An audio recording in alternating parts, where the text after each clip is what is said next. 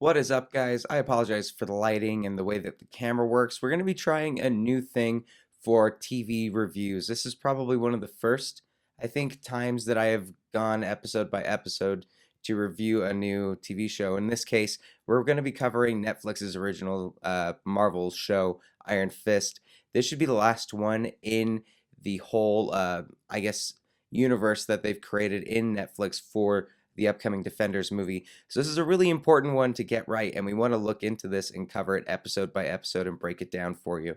So glad you guys are with me. We're not going to be doing as many edits as normal, and yeah, if I mess up, don't laugh at me too hard. So let's talk about Danny Rand, the Iron Fist, the Green Arrow, Oliver Queen, possibly. That's kind of what this character seems to be and what they brought him into being in the first episode.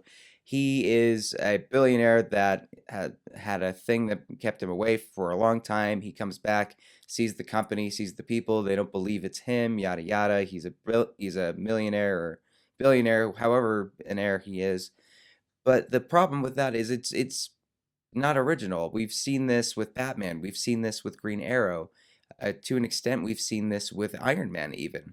And you've got to do it right if you're doing something that's not as original as what they did with Luke Cage or with Daredevil. And they didn't. I would say this is one of the first big missteps that Netflix has had with their Marvel franchise.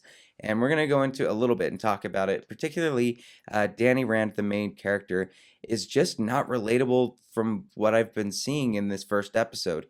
The dialogue that he's given to work with is really cheesy. It doesn't fit really in the universe that they've established with Daredevil and Jessica Jones and Luke Cage.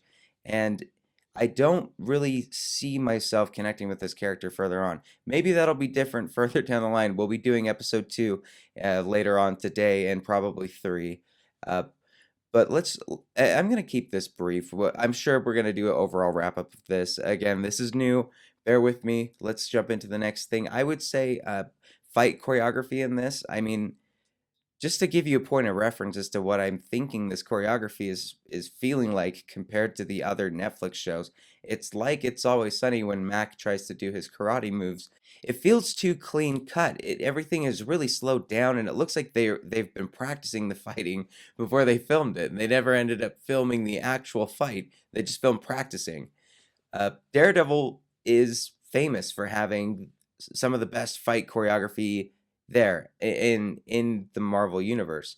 And I think that they missed the ball on this. I don't know what happened. I don't know if it was a different writing team, a different choreography team, but it feels a lot different. And the use of wires in this when they need to make Iron Fist kind of leap to a really high bound, just it looks really cheesy compared to what they've been doing so far. The dialogue as well, it doesn't seem to be hitting the way that it would with Daredevil. It doesn't seem like it's as well thought out. All of the lines seem a little more cheesy, and I don't know what else to say with this episode. I think this was a slow start to a show that I'm hoping is going to get better along the way. There's a lot of times where it takes a while to get to understanding and empathizing with the character, and the way that this episode left off with the monks and where they're planning on going, I'm very excited for. So stick around for that.